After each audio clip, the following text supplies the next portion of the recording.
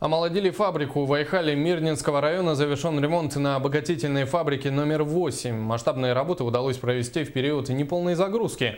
Последние 4 года предприятие работало не на полную мощность. Результаты ремонта оценила Оксана Мезенцева. На мельнице номер 2 заменили подшипники, отшлифовали поверхность и отрегулировали агрегат. Работы нелегкие, поэтому айхальским механикам помогали подрядчики из Москвы.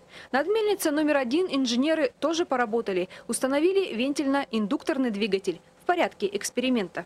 По 200 киловатт относительно второго двигателя он у нас экономит. То есть около 15-20%, если в целом брать. Неполная загрузка фабрики позволила персоналу сосредоточиться на решении давних проблем. Так обогатители изменили схему внутреннего оборота воды, автоматизировали сам процесс. Управлять комплексом оборудования теперь может как оператор участка, так и диспетчер фабрики.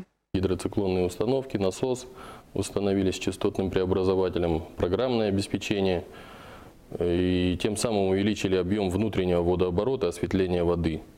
Ну и снизили поступление воды с хвостохранилища. Это также экономически выгодно для фабрики, ну и для компании в целом.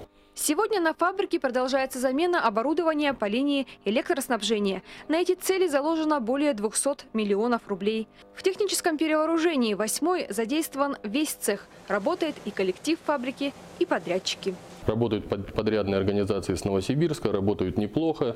Ну и кроме того, на этих же работах у нас участвуют и наши внутренние подрядчики. Это АТМ, АМ, Алмаз-Автоматика.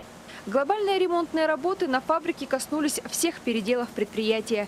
Сегодня старейшее предприятие Айхальского ГОКа впервые за несколько лет работает на полную мощность. В 2016-м здесь предстоит отработать 1 миллион 510 тысяч тонн руды.